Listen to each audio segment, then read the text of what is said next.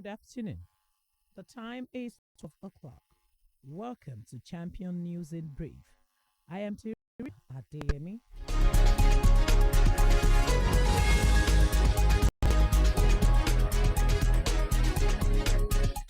The senators caution Natasha Akpoti Udogan. The senator representing Kogi Central not to return to the National Assembly until a suspension is formally lifted. On Saturday, Akpoti Dogan announced that she would resume legislative duties on Tuesday, adding that she had informed the Senate in writing. But in a statement on Sunday, Yemi Adaramodu, chairman of the Senate Committee on Media and Public Affairs, said no court order mandate the Senate to reinstate the suspended lawmaker. Adaramodu said the Red Chamber is committed to due process and the rule of law.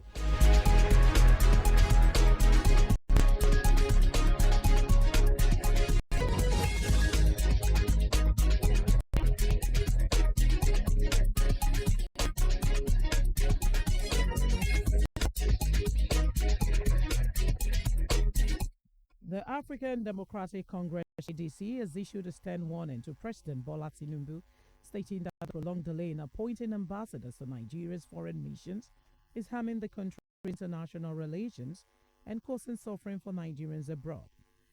In a statement released by the party's National Public Security Secretary, Malam Bolaji Abdullahi, the ADC noted that this is the longest period Nigeria has gone without accredited ambassadors since President Tinubu recalled 109 envoys in 2023.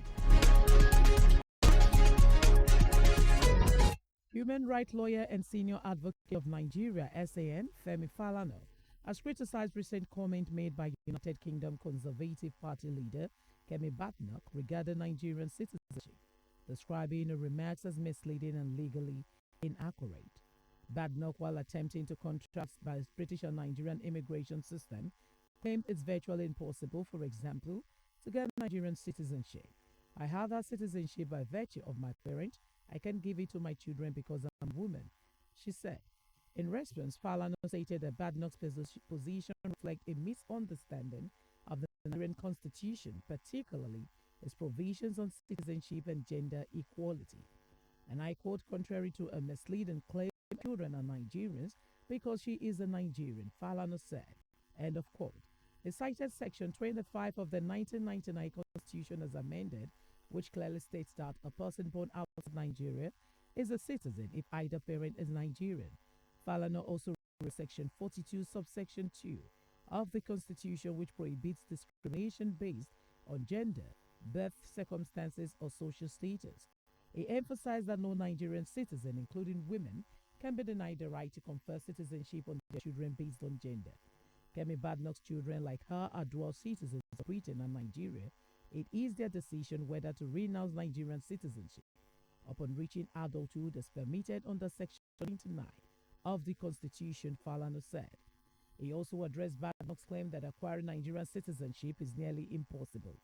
According to him, this is untrue, as Section 26 and 27 of the Constitution provide for citizenship through registration and naturalization, provided applicants meet the stipulated requirement.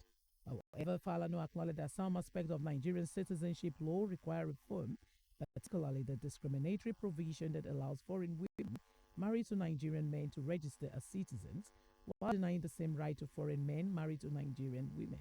He urged public figures to be more informed and responsive when commenting on sensitive legal and national identity matters.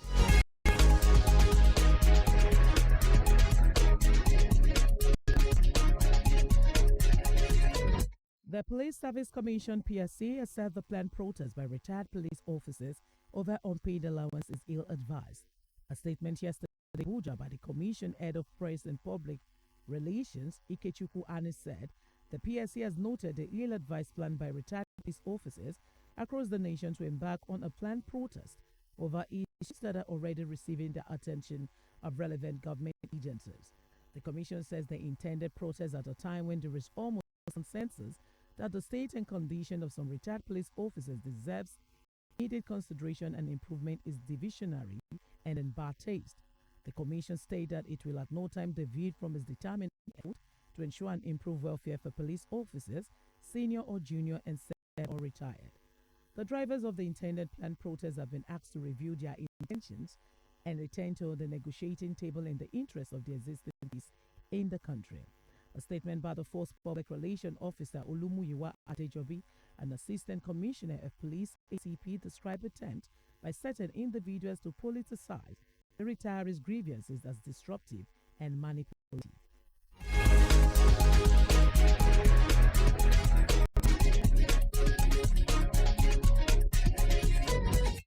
In a related development, human rights activist Omoyele Sowore Monday led a protest to the force headquarters in Abuja over poor welfare and pension conditions affecting 7 retired police officers. The protest, organized in collaboration with the Nigerian Union of Retired Police Officers, demanded urgent pension reforms and called for the removal of police personnel from the contributory pension scheme. The aggrieved protesters, who were initially denied entry into the force headquarters, were later escorted by police officers as they proceeded to the National Assembly complex. Carrying placards with inscriptions such as "Decent salaries now" and "Police slavery," "Pension for police officers," "Dignity for those in uniform," and "CPS is a death sentence," the demonstrators insisted that the current pension system is unjust and dehumanizing. The retired officers had earlier vowed to picket the National Assembly in a renewed push for legislative intervention in what they described as a prolonged neglect of their welfare.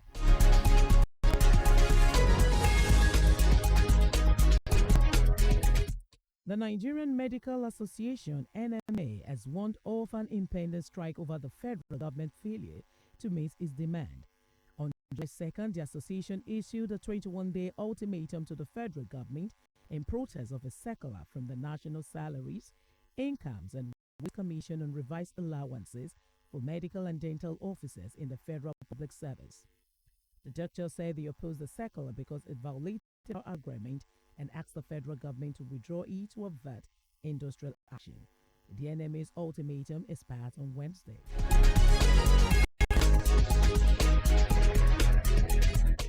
Diko Rather, governor of Katsina State, was involved in a minor road accident on Sunday evening while traveling along the Daura-Katsina Road. The governor earlier visited the residence of the late former president Muhammadu Buhari in Daura, where he received condolence messages from mourners. Ibrahim Mohammed, chief press secretary to the governor, confirmed the incident and a statement assuring that the governor sustained no serious injuries.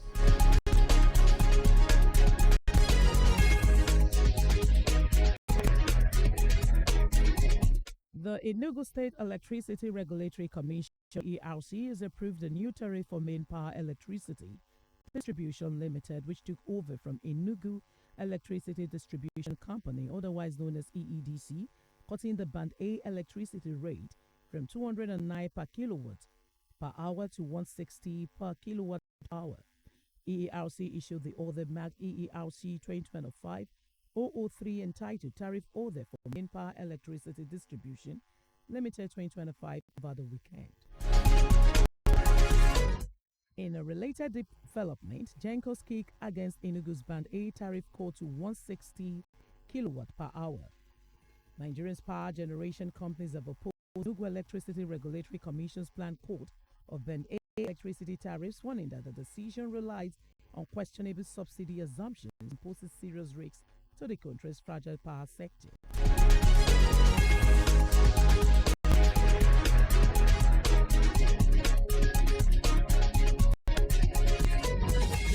Here in Lagos, the Lagos state government has reaffirmed its commitment to combating flooding through the continued upgrade and development of resilient drainage infrastructure. Commissioner for the Environment and Water Resources, Mr. Tokumbo Wahab, gave the assurance yesterday during an on-the-spot assessment of drainage and regeneration project on Lagos Island, Ikoyi and View Estate. Speaking with reporters during the inspection, Wahab expressed satisfaction with the progress of work at various project sites, including the Lagos Island Regeneration Project, the Shoreline Estate Collector Drain at Onikoyi and Banana Island Road, and the Femi Pedro Collector Drain at Parkview Estate.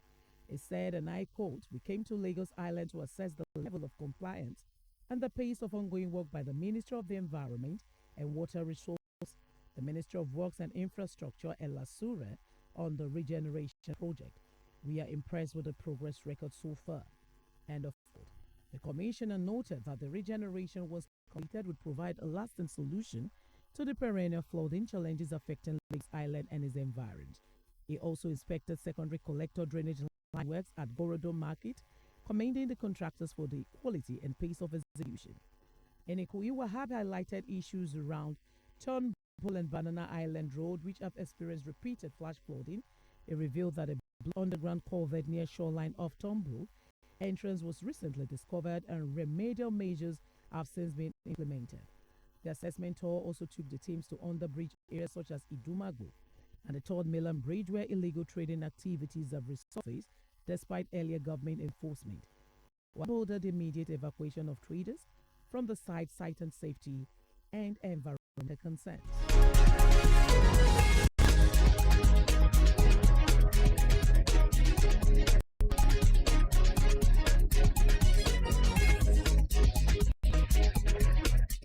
From the foreign scene, Kyiv has proposed a new round of peace talks to be held next week with Russia, Ukraine's President Volodymyr Zelensky said the weekend. In a video message posted on X, Zelensky urged, and I quote, the pace of negotiations must be increased to ensure lasting peace. A meeting at the level of leaders is needed, he said, emphasizing Ukraine's willingness to do so. Ukraine's newly appointed Secretary of National Security and Defense, Rustem Umerov, was the one who sent Moscow the invitation, Zelensky said. He also previously led the delegation talks held in Istanbul last month.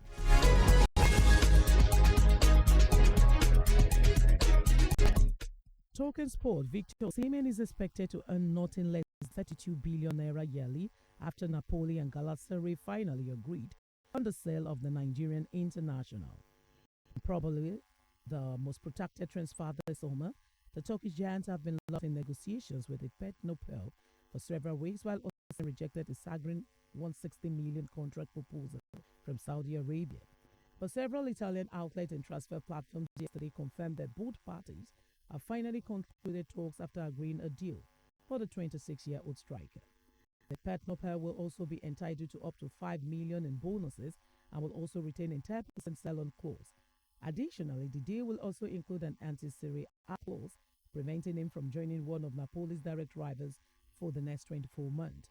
Osimhen is expected to travel to Istanbul tomorrow, according to Turkish transfer expert Hakan Gündoğan, where he will be welcomed as a new Galatasaray player with a historic welcome.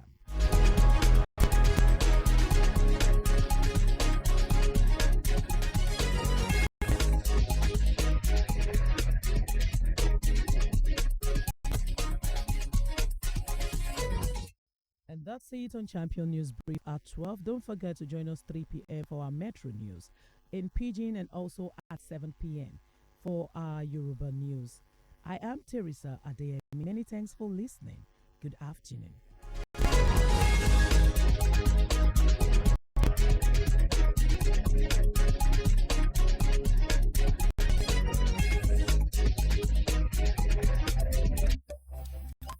Nigeria, Lagos, mainland. It is the season to try something new. Champion 90.7 FM. Ignite the fire within you. Discover and enjoy music that touches the soul and moves the body on Champion 90.7 FM.